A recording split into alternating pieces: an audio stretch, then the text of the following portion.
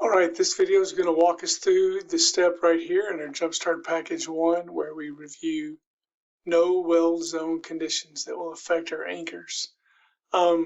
These typically happen on brace frames as well as some industry-specific ones called SSDA or side plate.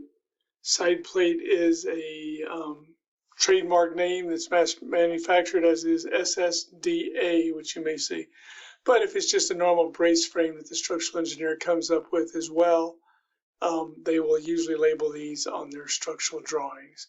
So if we go to a set of structural drawings, we'll see it in the details. You'll see it, we look here, we're looking on the brace frame schedule and connection details. So in the connection details, I've highlighted what we're looking for. So in the typical standard notes and schedules, they give us this note here for protected zone C, detail 2 on this sheet.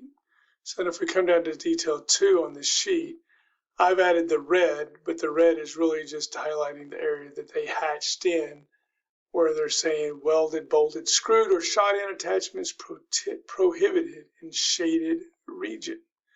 And again, they've got their notes here about specifically getting a little more specific as far as with the AISC 341 code, what cannot be done in those specific conditions. Now, side plate is a trademarked version of that as well. So it's essentially doing the same thing for brace frame, but it's a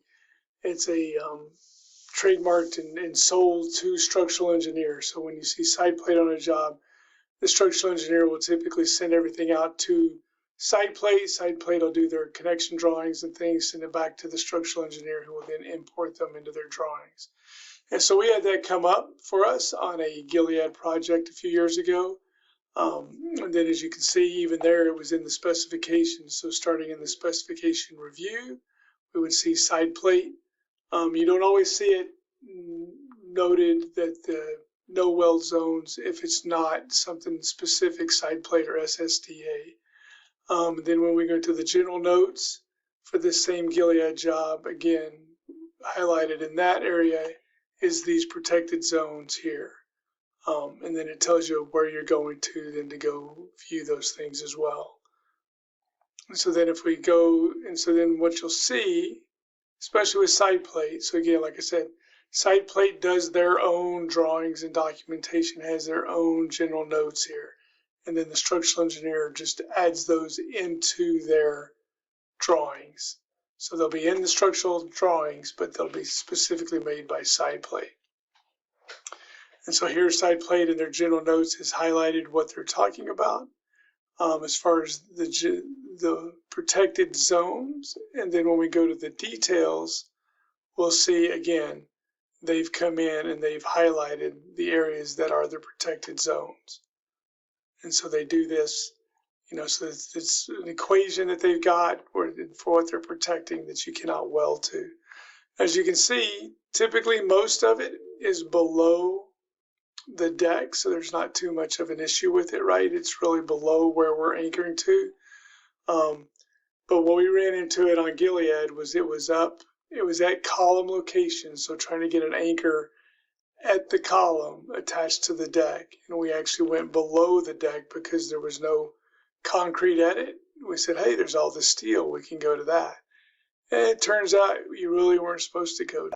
Yeah, so as we found out, you weren't supposed to go to that specific area.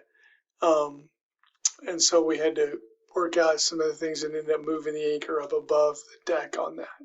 So the biggest thing to watch out for is just to know that you've got protected areas that you cannot weld to. And once you know, then you just, if you ever have to attach the steel, just you go back and look, okay, hey, here's what I can't attach to this. So it's not super difficult, and it's usually not super binding or restricting as well. It's just something to watch out for on your drawings. And that's what you're looking for when you're looking for no weld zones.